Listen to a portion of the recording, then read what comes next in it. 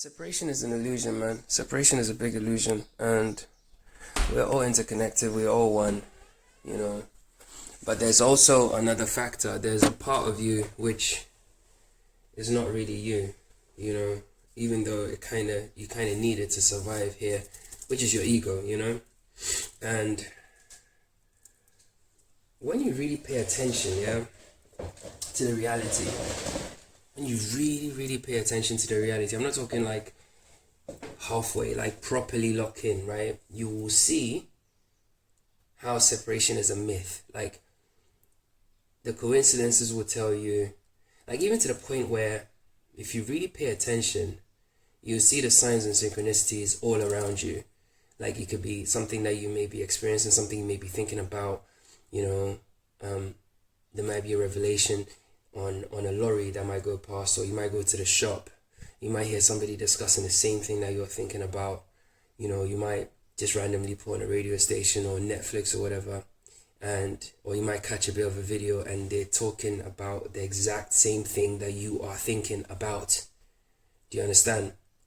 There's an interconnectedness, and even on a micro level, on a macro level, right? The governments and all this other stuff, right? All that fake shit. If you really pay attention, you even see it at that level. You even see at that level, like, you know, certain internal conflicts that you have with yourself, certain internal conflicts you have with, you know, quote unquote others, you know, because others are just projections of you. So if you have some sort of like internal conflict with somebody, really you have a problem with your own self. Like when you have a problem with somebody, you just have a problem with your own self, because there is no other. There's nobody to like harm. I spoke about this in like previously, like when you think about it, there's the notion of the collective subconscious, right? We all have a shared mind, yeah? Scientists, the people that believe in science, you know, whatever, they talk about it. There's a collective subconscious, there's an Akashic record, yeah? So if that stuff exists, then it stands to reason that if we're sharing a mind, then we are one organism, because otherwise, why are we sharing a mind? What's the purpose? You know, like, can you imagine the worldview of a rat and the worldview of a eagle, both sharing one collective mind? It'll be pointless. There'll be no middle ground. There'll be no baseline. Yeah. So it's all you. It's all you, man. It really is just all you. Separation is an illusion. You're not separate from anything. Where? Yeah. So separation is not real. You know, for me, like, all throughout my life, I've known that, like, somehow I was kind of different, yeah, and I always felt like I could walk between worlds my whole life, and, I'm not like, you know, some people are like, oh, I had my spiritual awakening on this and that, this and this state, da da da da. Mine's been a very gradual thing from childhood. Like, I'll get different signs, different signs, you know, and it just powered up until the point where I had my NDE. And I remember when I got put back in my body, I just realized, oh fuck, we don't die. You know, having that realization that we don't die was such a powerful thing for me. I was like, shit, we don't actually die, like, you know. And when I started to realize that, I started to learn more, because I really wanted to understand what happened, right? Then I started to realize that, you know, life, right, is way more than the body. You know, it's like, you know, people, the thing is, the English language, the language that we have, is not so good at detailing or explaining these things very well. Like, when I say awareness, right, or consciousness, right, I want you to visualize, like, I've said this before, like, visualize a very intricate picture, yeah, very complex, yeah, you know, very detailed, very like fucking amazing, yeah. And consciousness, or like, when consciousness has the ability to look at that image and make it come to life, right? Because consciousness is life. So just by looking at that picture, suddenly the buses start to move. Suddenly the birds start to chirp and sing. Suddenly they start to fly. Suddenly the whales are starting and the dolphins are starting to jump and, frolic in the water. Suddenly the tram car is going down the road and it's honking its horn. Suddenly the ladies crossing the road over there. Suddenly that couple is going to the coffee shop to grab a coffee. Suddenly that dog is barking. Suddenly the leaves are falling from the tree, and all these things are happening just because of consciousness.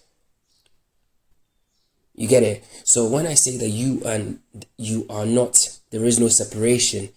Without consciousness, none of all the things I described would have happened. Yeah, nothing would have moved.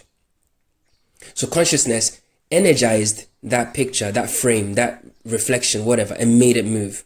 Just by consciousness doing that, life is not just what's in you. Life is just the whole thing, because it's like it needs something to be able to observe itself. So it picks a body, yeah? It picks you. It picked you. It wanted to experience life, yeah? What it was like to actually be in the image.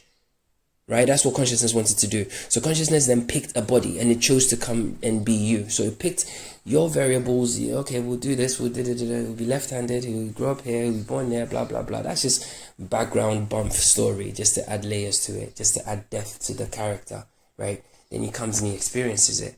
But what happens is we get so lost in the story.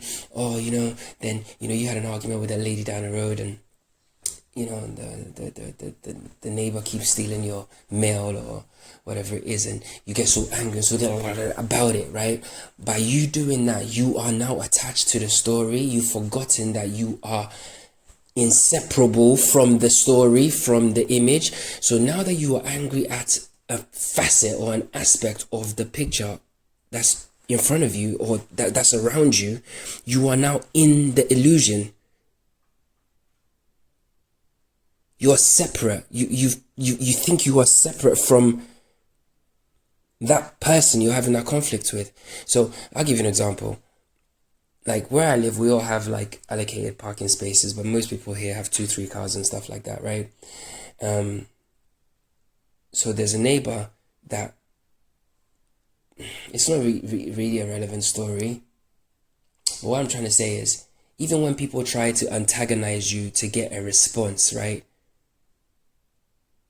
There's some part of you that you need to look at that situation and think, why am I projecting this? Because it's not happening. Guys, let me say this again. It is not actually happening in the real world. It's not happening. In the false illusion matrix, it is happening. But in the real world, it's something that's happening within you. So you need to look at that conflict. Like, so my neighbor's trying to antagonize me because of parking. What is it about me? Like, what am I also trying to do? Am I trying to antagonize someone? Am I being antagonizing? Or am I supposed to learn a lesson from this? Like, when you ask these questions, you start to realize, actually, it's not even that important. If somebody wants to extract your energy, don't give it to them. So it's just like a thought. When a random thought pops up in your head, right? A shitty thought or whatever, a crappy one pops up in your head. You don't need to energize that fucking thought. You can just let it go, look at it and just observe it and just let it go. It's the same. It's the same. It's the same. You just gotta let things just go, because you're not actually here, bro. And I know it sounds crazy when you say these things, because people are really in the illusion, man. You're not actually here, my people. Like, you're not here, bro. You're not here. You are not here. Because if you were here when you died, you'd be here. You're not here.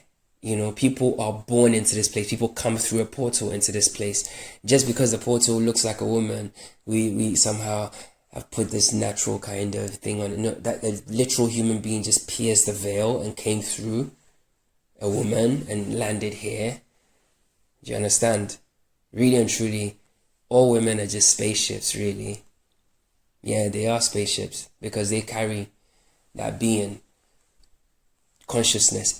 When consciousness picks a body, women are the ones that carry obviously, I'm not saying that women don't create it. It comes from the man, but then women will. So it's like, think of it like, when you're about to watch a NASA the ritual, one of the bullshit rituals, right?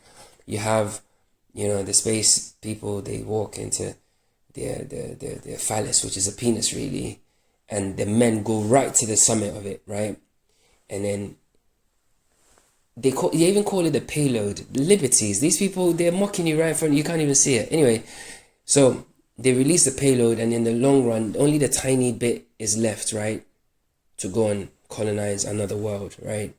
And then that is the woman. So the woman holds that thing, you know, she's the spaceship, and carries them and brings them into this dimension. And then when, you know, anyway, I don't even know why we go into that topic, but the point I'm trying to make is there's no separation. There's no separation. It's just consciousness just coming here to experience life in this weird kind of place. It just keeps coming in different ways, different shapes, different forms, different you know. Like, we don't need to get tied to any of the stories, man, because it's a trick. When you get tied to a story, you've been fucking bamboozled. Like I said, let's go back to the beginning. You know, when you're watching the picture, yeah, just the really cool painting, you're, you know, you know, making it real, and you're making it this, you're making it that, you're making it this, you're making it that. But you've made it so elaborate that you've somehow forgotten that you're actually outside the picture. You're outside the picture, you're totally outside the picture. You know?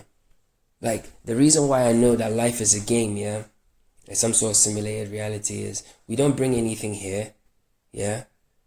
We don't bring anything, and we take nothing with us, right?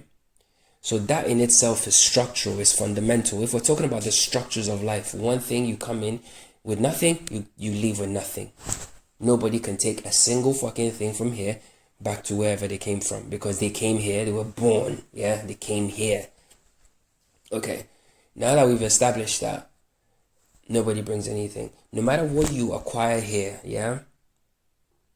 Or no matter how big the problem is you have with that person, no matter how massive the drama, no matter fucking huge the issue, no matter how big the problem is, when you die, it's cancelled automatically. Bear with me. I think I've got Amazon on my door. Bear with me.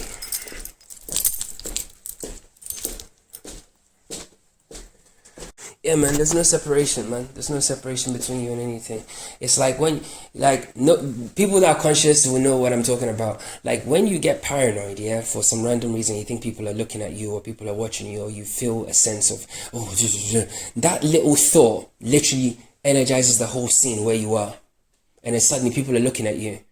And it's like you reinforce it, and you're like, oh yeah, they're looking at me. And then and then it goes back out, and it projects again, and before you realize, the exact feeling you wanted to avoid is now happening. It's like when people say don't think of the elephant, and you think of the elephant, right? You need to guard your thoughts, man. You need to tend your garden. You need to tend your fucking mind's garden, bro.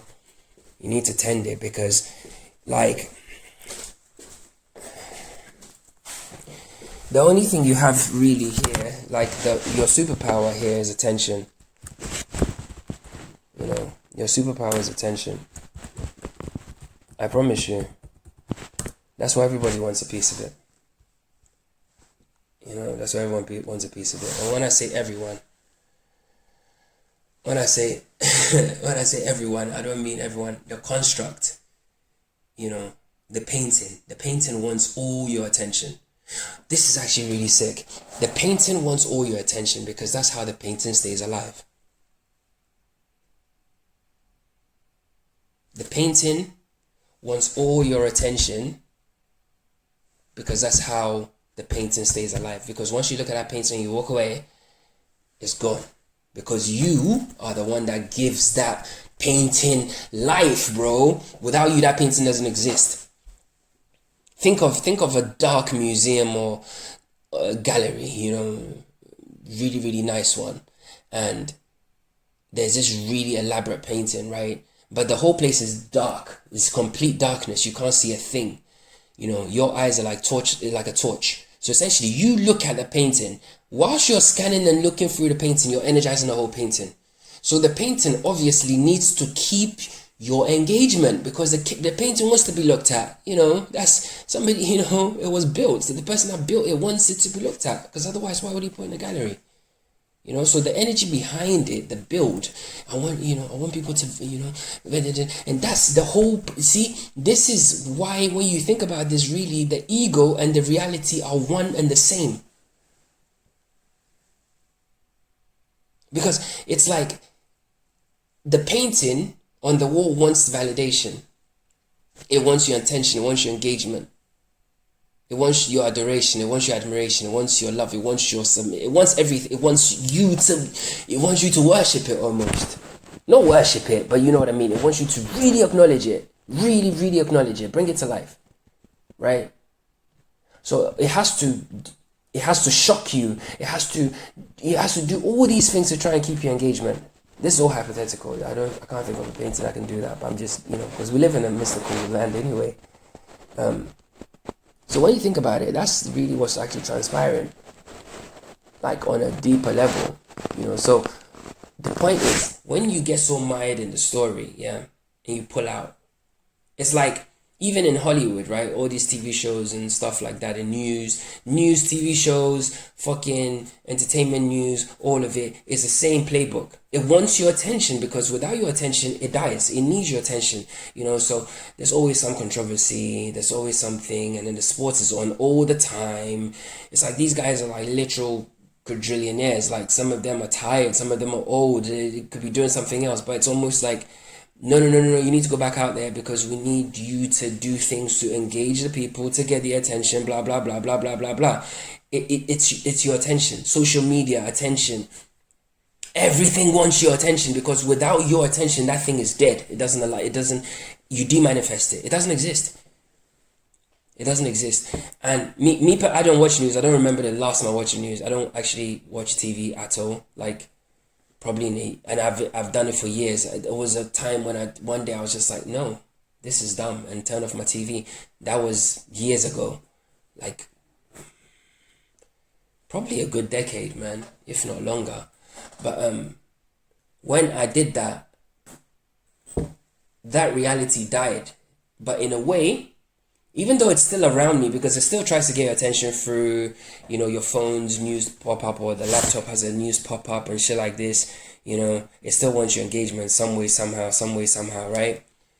Even when I see it now, it comes across as really ridiculous now, because I'm not so engaged with that reality. So even if, like, back to the gallery, now I'm looking at other things in that place, right? So even if somehow this painting is to do something to try and get my attention, when I look at it, I'm looking at it for a very short time, and straight away I recognize it for what it is, because it looks ridiculous. It appears ridiculous to me, because now I know that wants my attention.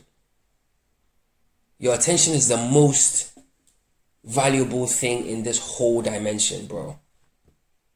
Why do you think all these people, like YouTube, Instagram, all these social media, what is it they want? What is it they want? Okay, so when someone's really popular on YouTube or Instagram, or they're famous, or they're credible, quote unquote, on all this stuff, what's that based on? It's based on the attention that people have paid them. It's based on that. There are people that have more rings than Michael Jordan, yeah? In basketball. There are people that have won more championships than Michael Jordan. But Michael Jordan was paid far more attention than anybody else, so therefore Michael Jordan is that guy. He has the skill as well. That's just, I know. But if we're being honest, like, anyway, that's another topic for another day. I know it's all over the place, but I'm trying to present this in a way that makes sense, but I'm struggling to do that. Anyway, yeah. So anyway, it came back to me. So that's why when I talk about compassion, or even when you read the works of Jesus and all these other people, which is just all code words for you, really. It's not, all these people are just you, yeah, in an ascended form. That's it. A more realized form. That's Buddha, all these like all whoever, it's all you. So anyway, regardless, you're related to them anyway, because the spark of life that was in them, if they existed, is in you, which came from the same one source, which therefore you share. You get it. Anyway, So whichever way you slice the cake, you're one and the same. That's why it says in the Bible, whatever he could do, you could do.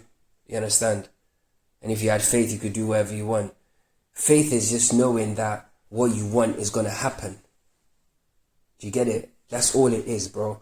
Anyway, back to the thing about compassion and forgiveness and stuff like that. It's hard because the ego is saying, nah, but you look what it did to you. Like, when you're more aware, when you operate from the position of consciousness, you're outside of the story. You're outside of the painting. So therefore, I can look at, even though that guy just stabbed me in the back when I went into the scene, yeah? Because once you step into the painting, it becomes real, like your world that's around you. It's all encapsulating this reality. Because when you look at a painting, it's a whole dimension, yeah? Think about it. When someone is painted a vista of some sort of like ocean, forest, whatever it is, it's in a world. So when you are energizing a world, you're in a whole different world, complete with everything that's here. That's how powerful consciousness is. There are trillions of timelines. Anyway, I don't want to get off track. Let me come back. So anyway, it's just coming to the realization that, okay, even though now I'm in the painting and these people are all the same size as me and blah, blah, blah, blah, blah, blah, blah, blah, blah. This person just stabbed me in the back. But I have realized that I'm actually outside the painting and I'm expressing myself as a human being in the painting this time around. And this person's just done this. And that's cool. Like, I've learned a lesson. I get it now. I know, okay, cool. Move on. The story completely changes. Like, no one can literally touch you. You literally start to walk on water, bro. You got a problem with somebody, there's no problem. Because I'm not even here. It's not even real. Like, what if I wake up and I realize I saw a dream? Like, I would have just wasted time being a loggerheads with some guy over nothing. What the fuck is that? Stupid. Let it go. You know? Death is when you take off your headset, bro. You know? Or you get put into another timeline. That's what death is. Like real life. And anybody that's had a near-death experience knows exactly what the fuck I'm talking about. You know? It's like you come to the realization that this is not all there is when you're dying. A lot of people, like most people that are tied to the, you know, reality, they'll scream and shout because, yeah, they don't understand what's actually happening. You know, so the ego is trying to the ego tries to tie you to the story, to the reality. The ego tries to tie you to the story. Yeah, he did that to you. Fuck him. I can't believe. You see those energy? You see those things? They're emotions. Yeah, those emotions. They're energies. They're energy that ties you to this place.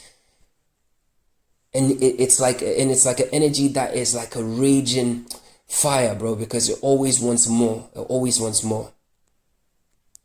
Trust me, because it's like when you follow ego and you get tied to the story, then now the reality knows that, oh, ego is how you get tied to the story through this thing. You know what? Here you go. Here's a whole fucking menu of them. Here you go. Dish, dish, dish, dish, dish. And the reality will just keep throwing the same shit at you because you will energize it and keep it alive for longer. Now think of it. Imagine a situation and you just laugh. Because you realize that's not even serious because you're going to leave this place and none of this shit actually matters. When you come to that realization, everything changes. I'm telling you, life is supposed to be lived. Life is supposed to be enjoyed. Life is supposed to be bliss. Life is supposed to be chill. Like you think consciousness is going to... Like consciousness creates everything, yeah? It creates everything. So even this painting I'm talking about, right? It's created by... It's like, in a way, yeah, it's so crazy. It's like, if you were life, think of it, let's go abstract here, yeah? This conversation is for my Jedis anyway. Let's go completely abstract. If awareness of consciousness, yeah, this feeling of life is, you know that everything around you is only around you because you, as consciousness, are here and you're energizing the reality.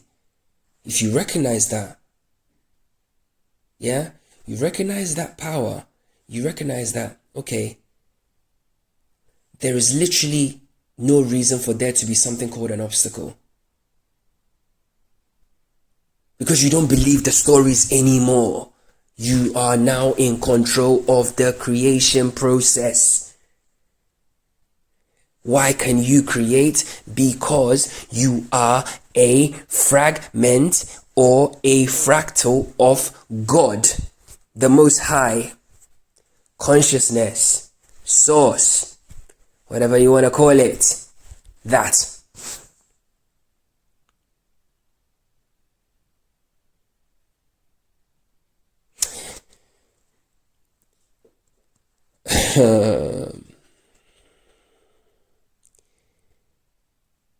You live in your own world, man. You live in your own world. I live in my own world. Everyone lives in their own world, right? And the extent of your world is not the size of the world map. The extent of your world is not... You don't live in the same world map world. Your world is the world that you have created around you. Yeah, as far as you've decided to go. Yeah, the places you've been, blah, blah, blah. If we were to draw a map around it, that's the size of your world. Now, why are you as consciousness living so small? When you recognize that there's this whole massive world out there. I'll leave it here, man.